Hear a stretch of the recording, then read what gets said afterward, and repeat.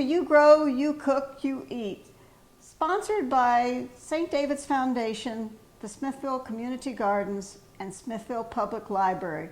I'm Chef Catherine Pressler, and this is Roxanne Shell. Today we're going to be making a hearty dish called greens, beans, and sausage. And we're going to be featuring some lovely greens from the Smithville Community Garden. The recipe says featuring curly kale, but you'll also be seeing a variety of hearty greens from the garden, and we'll be showing you how to prepare them and to serve them, and I hope you'll enjoy cooking with us today. Before we start cooking, we do need to clean the greens. We just harvested these greens today, and we will put water in the sink, a couple inches, 3 or 4 inches, and we're going to add some vinegar before we clean the greens. Why vinegar? Oh, right. We're going to put some vinegar in there because there's bacteria on the greens, and if we want to keep the greens for a while, the vinegar will kill any bacteria on there.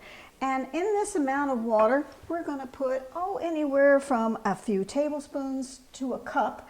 It doesn't have to be measured exactly. So I'm going to put just a good glug of vinegar in there and swish it around so that it gets mixed nicely. And then I'll put the greens down in there, swish them around.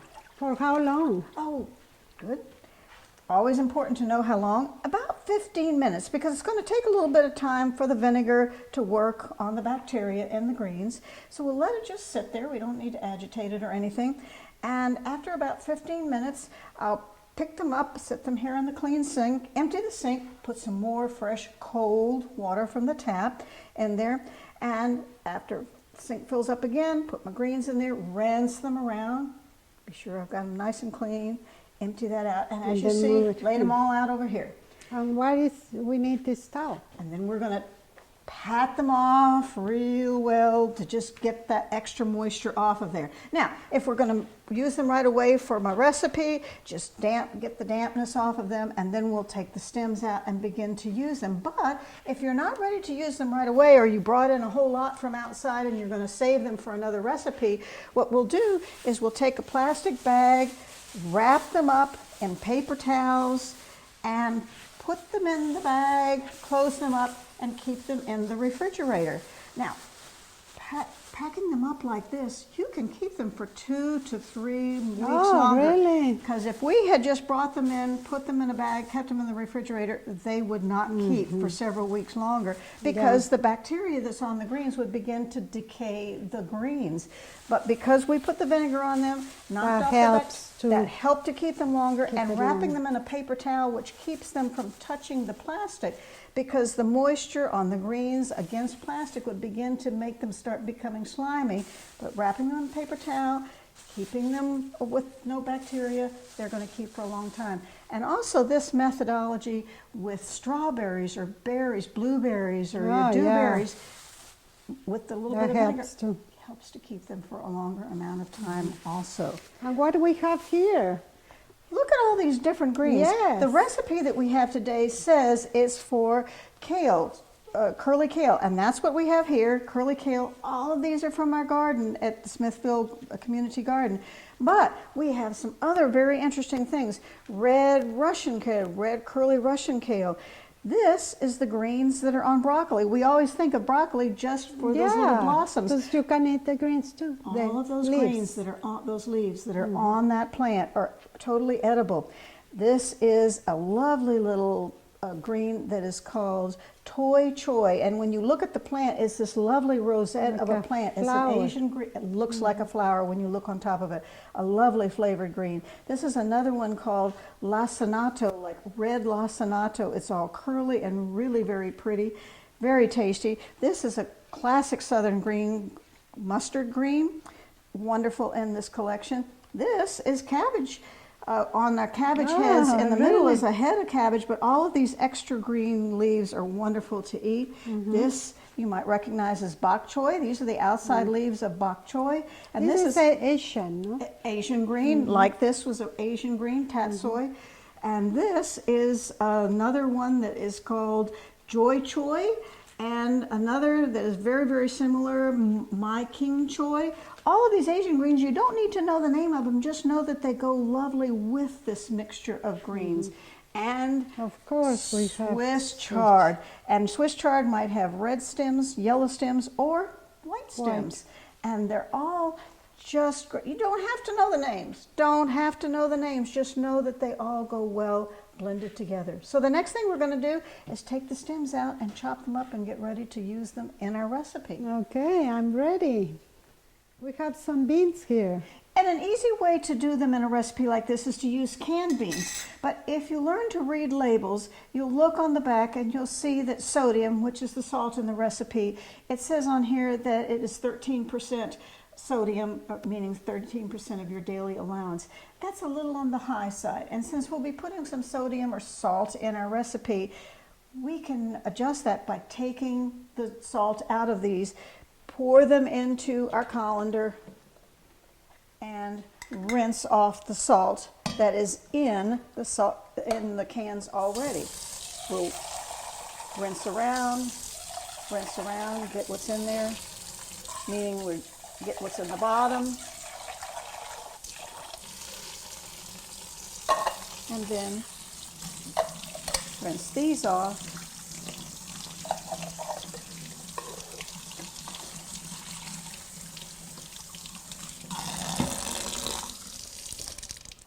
And just let them drain while we work on the rest of our recipe, and then when we're ready to add them in, these will have drained and we will have gotten that extra salt off of there, and we're controlling how much goes into our recipe. Okay, good. So we want to prep these vegetables before we do the cooking. And I'm going to cut this onion, and the first thing that we're going to do is cut off the stem end into the trash. And now that we have this flat side, we're going to stand it on the flat side, and I'm going to cut through the root end. And two flat sides, and I'm going to put it down on the flat side. And make it easy for the cutting, or for what reason you are doing that? To make it stable and easy to cut. Okay. And I'll take off the trash parts. And I'm going to be cutting these into long stick kind of pieces, for lack of a better description. Mm-hmm. But we always think, I think when you're going to cut long, slender pieces of onion, we generally think of cutting across an onion crosswise this way. But we're not going to cut across the onion this time this way, because when you cut across an onion this way to make half circles of onion, the onion kind of shrinks and cooks away into nothing. So what we're going to do is we're going to cut across the onion the long way.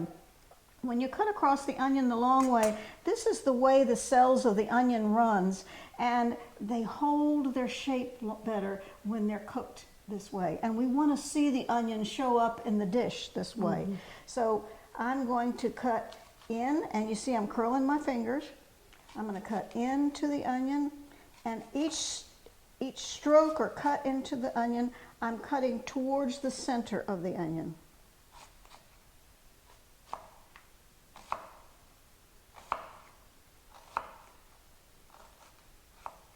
I'm cutting down towards the center. I'm holding on to it now.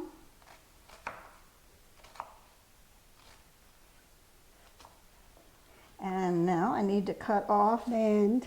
the end. Mm-hmm. And this is wonderful to have this on a red cutting board, so you can, if this was a white cutting board, you wouldn't be able to see all these nice little slices that I've made. The next thing that I'm going to cut is garlic.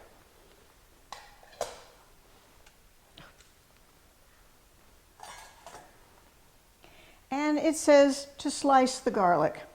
Now with my knife and holding my garlic pieces, I'm using a rocking motion.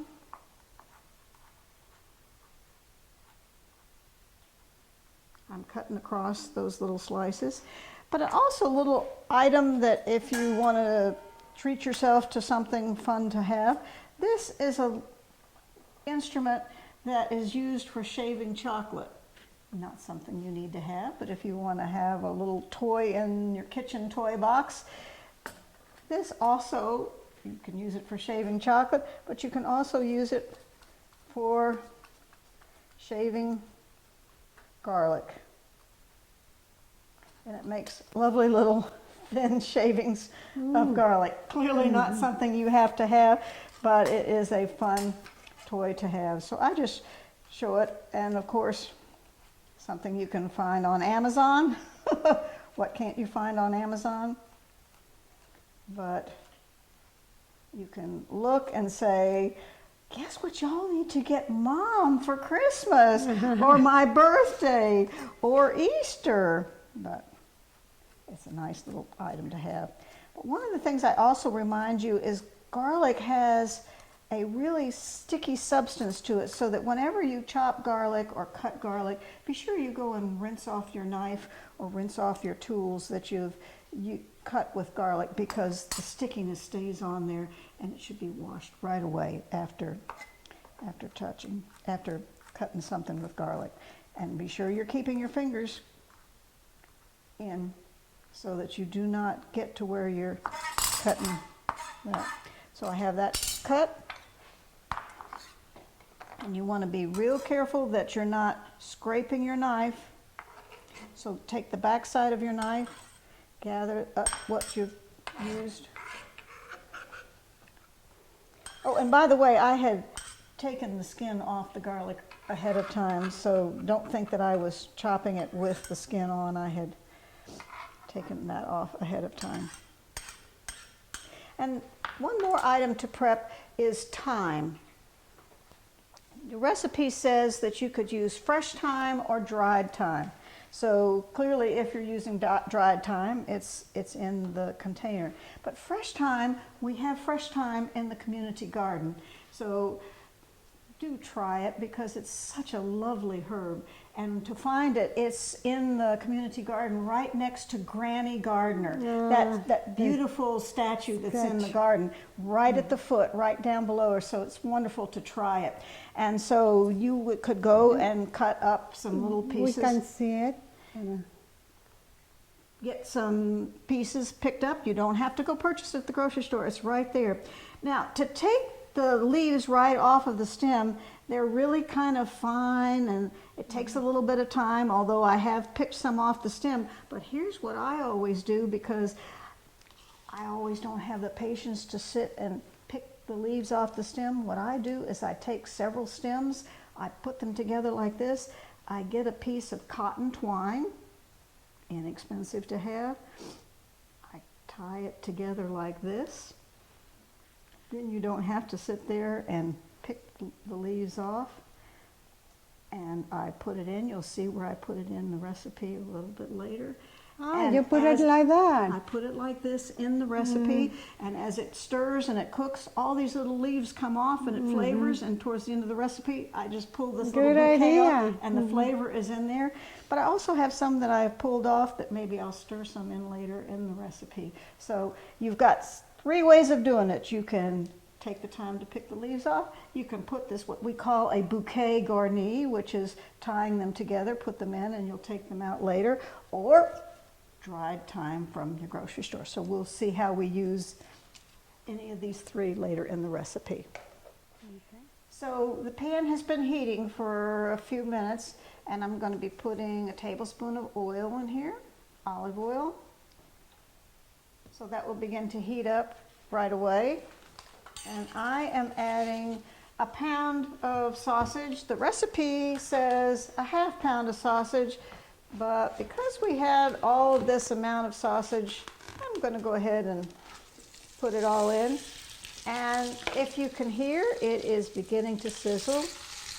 And as I always say, you want to have a nice sizzling sound whenever you're adding food to the pan, because that means it's beginning to cook right away.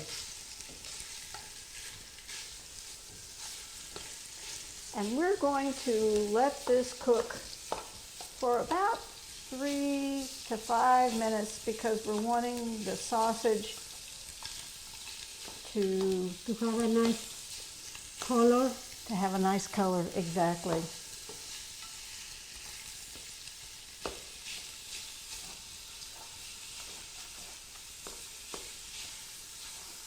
Brownish golden color. Brownish golden color.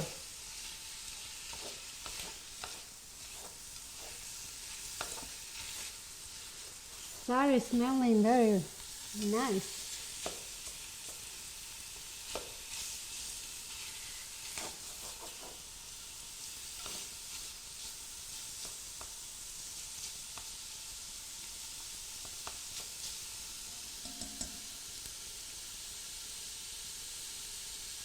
Do we need to stir it the whole time? No, we don't need to stir it the whole time because you get brown a little bit faster if you give it the time to brown and then stir. Move the brown bits from the bottom, stir it, and then get a little bit more brownness.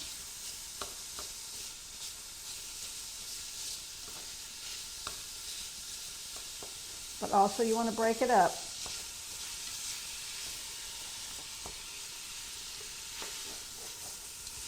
I think that's hot.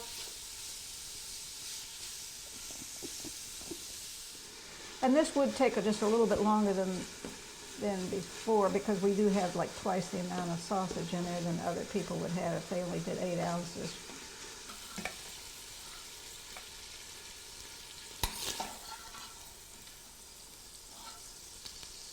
So next we're going to add the onion,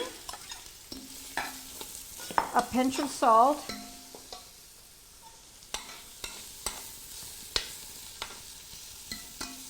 just a pinch, and a touch of crushed red pepper, which can be anywhere from like a quarter of a teaspoon to a pinch to a quarter of a teaspoon. And we'll saute that around. And one of the reasons that we put that pinch of salt in there is salt begins to make the onions sweat, and that is beginning to get that cooking experience or that cooking process going very quickly. And after they've cooked for about 3 minutes or so, then we'll put the garlic in. So we washed the greens a little bit earlier, and now we want it, and they're slightly dry, so we'll take the stems off. You can tear like so, but you'll also find that once you get going, you can kind of grab them and just tear down them. And all you need to take off is the heavy stems. Get a hold of them, kind of get your fingers on them, and sort of pull them through. Can you see how I'm grabbing onto them? And they're just pulling right out. Okay. As if you've got small stems, the small parts can stay. These Asian greens, again, just sort of pull them out. When you come to these Asian ones, wherever it can tear off like so, the heavier part, it can cook if you chop it up and add it in, like when you add in the onion where it has longer to saute, and the rest of it can go in with the greens part. This can get chopped up, this heavier stem can get chopped up and cooked with the onion. And this needs to be small pieces, or? As soon as we go through getting off the stems, we we'll don't cut them up into smaller pieces. So after we take the stems out of all the leaves, I have them all lined up here, and I'm just going to lay them out on the cutting board stacked up, and just pile them up, and grouping at a time, I'm going to then roll them up like a cigar. Ah, make it easy. And holding my fingers in so that I'm not cutting on my fingers, and I'm cutting them in about a 1/2 inch slices. Nice, yeah. And move them over into a bowl. And repeat until all the greens are done. This has been cooking for about 3 to 4 minutes, and I just want to call to your attention how, because the onions have been cut lengthwise as opposed to crosswise, horizontally across the onion, see how much shape these onions have maintained as opposed to getting all squiggly and wiggly and falling apart. So there's really a really noticeable difference in how onions cook, whether they're cut lengthwise or crosswise. And so the next step is we're going to add in the garlic and just let it cook for about 30 seconds until we really get that nice smell. And you just heard the microwave go off. If you're in kind of a rush to get your meal going along quickly, you can warm up the broth a little bit so that it doesn't have to take as long to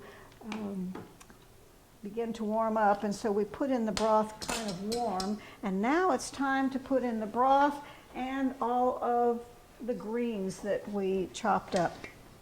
Now you see why we wanted to have a larger pan as opposed to, say, a skillet, because all of that onion or sausage did not need to be in a big pan. But look at these greens. These greens take up a lot of space. However, in just a few minutes, it's not going to need all of that space. So after a while, it's not going to be all that big. And so all of these greens are going to cook way down, and my bundle of thyme I'm going to put down in there, and a pinch of garlic powder, which will accent that little garlic, the fresh garlic that's in there. And you see, that's not very much garlic powder, just a little pinch of garlic powder. And we're going to kind of stir things up from the bottom. How much broth you put? It was 2 cups of broth. And do you see that as this is beginning to cook, look at how that is just reducing going down the volume. and going down and going down. We will put the lid on and let that heat come up, and we'll check it in just a minute.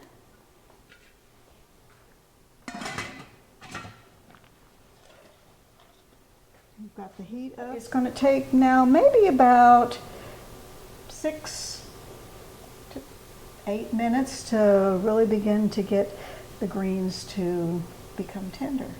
And so after they have simmered for a while with the lid on, you're going to stir them around, and you want to test to see if the greens are tender.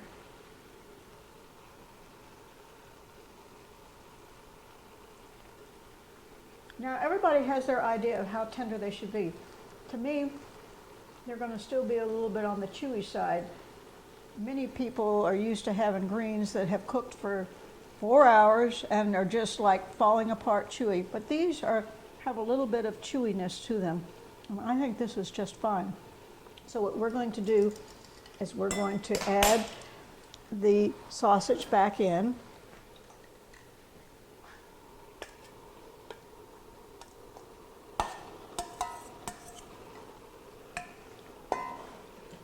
And another little item that we're going to add to flavor this with is nutmeg. Now, nutmeg, you're going to say, oh gosh, isn't that something that goes into cookies? Nutmeg is considered a flavoring that goes with dark leafy greens. And this is what a whole nutmeg looks like. And you can find them very expensive in a jar, but if you look at H-E-B on the spice aisle, you can buy these just by themselves. On that bulk spice aisle, you can buy 1 or 2, and they're very reasonably priced if you go buy them on the spice aisle. And just take your grater and grate it right in, and it is such a fabulous spice. You don't have to have this fancy grater. all you have to do is take your regular grater and that part of the grater that has those little pokey out kind of holes, use that part of the grater that has the pokey out holes and use that. So it doesn't have to be a fancy grater. And how much? You're going to just use, Half? not half, a little less than half. Okay. And that's going to be about a 1/4 teaspoon. And so we're going to stir that in and let that warm up. Just get the sausage a little bit warmed up. And as soon as that gets a little bit warmed up, The flavor. Is can you yummy, smell it? yes. Yeah, it really has such a nice, nice nutty kind of smell. And then when we open that up again, what we're going to do is we're going to search for that little bundle of thyme. Oh, yes. We'll pull out that bundle of thyme because it has given all of its flavor to that. And we'll stir in the beans because all we really need to do is warm up the beans. And then we'll taste it and say, does it need a little bit more salt? Could it use a pinch of garlic powder? Do we want a little bit more spiciness to it? And then after the beans have warmed up, we're going to put in either a little bit of cider vinegar, or this is not very expensive. This is H-E-B white wine vinegar, nothing fancy. And then we'll put on some Parmesan cheese, but you don't have to put Parmesan cheese on there. And then we found the bundle of thyme, and so we'll take that out and discard it because it's given up all of its flavor. And now we're ready to add in all the beans. And the beans are cooked, huh? That's right. So all we need to do is gently stir them in and warm them up.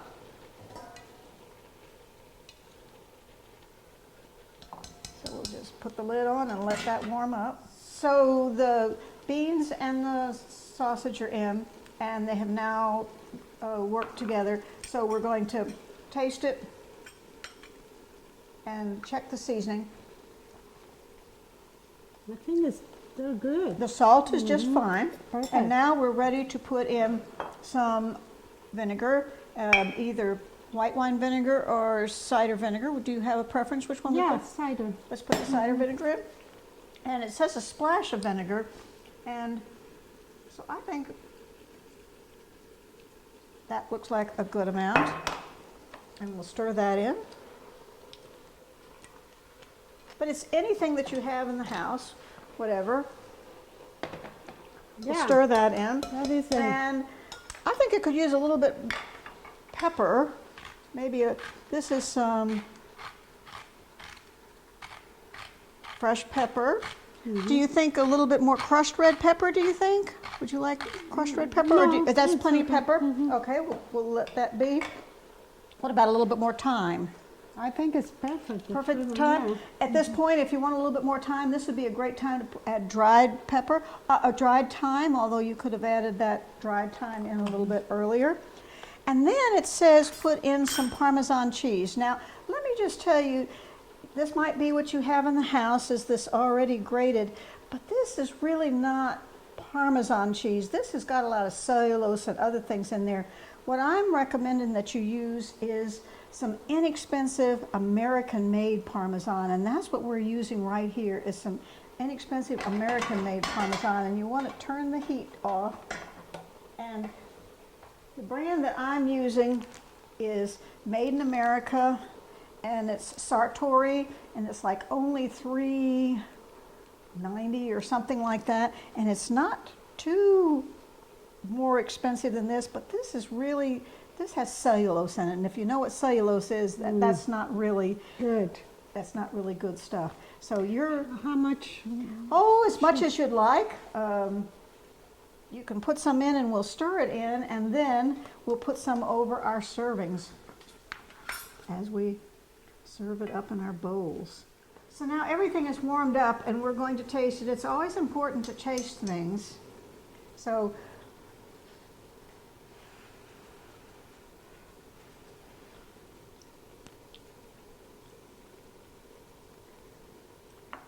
greens are tender, got just a little bit of chew. I think it could use just a little bit of salt. Oh, looks delicious. And especially for winter time, it's a good dish. Just to the top, you can add a little bit more Absolutely. cheese. Looks great. The smell is just something good for winter time. Good and good for you. This is so enjoyable, and I hope that you'll stop by the community garden and pick up some of the greens and the thyme, because this is a great dish to share with your family, and maybe even get the children involved in creating this dish. But if you'll stop by the garden, Jim would be glad to try to help you to learn how to grow these in your garden and explain everything that you need to know about growing in your garden. He's there Saturday mornings. At 9 a.m. and he's so knowledgeable and loves sharing his knowledge with everyone. So do check it out there at the garden. Thank you for cooking with us, and hope you see you soon. Thank you for joining us today.